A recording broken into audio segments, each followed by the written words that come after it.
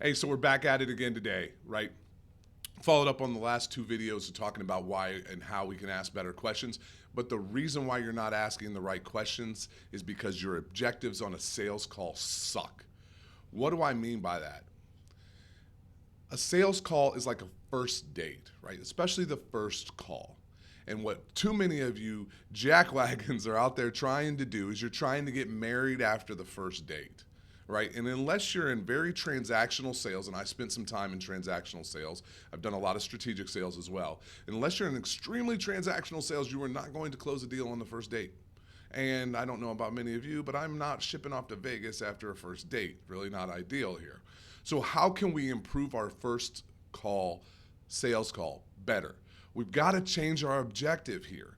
Our objective is not to win the deal. That's far too often what happens with salespeople. It's we want to come into this situation, we want to have a call with the client, and we want to close the door. And we want to get pen to paper and we want to move on. Well, I'm sorry, even if that happens, your relationship with that person is going to last about as long as that girl you're going to ship off to Vegas with to get married in one day.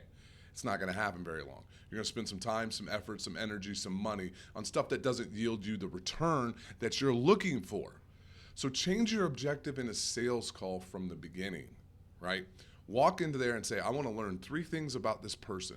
I want to learn three things about their business. And the fourth, the most important one, I use three just for a number here. It doesn't have to be three, it can be five, it can be six, it can be whatever. But learn three things about them. Write it down on a piece of paper what you want to learn. I want to know where they're from. I want to know what their personal life is like. I want to know how long they've been in the industry, anything like that. And I would really stick to things that are not easily found on the internet.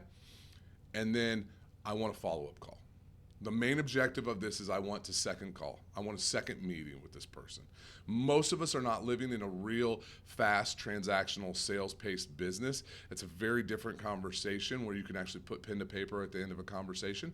And you actually, if you come into it with that objective that I want to learn three things about this person and I want to have a follow-up call, especially if you're in the mortgage or real estate space, the world that I live in, you might actually get a referral out of it because the pain point might be ever present enough for them to do that.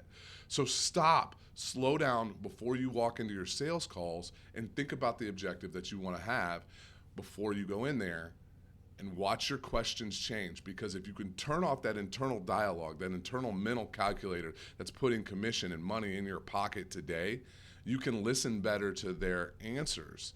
And when you can listen better to their answers, you can ask better follow-up questions.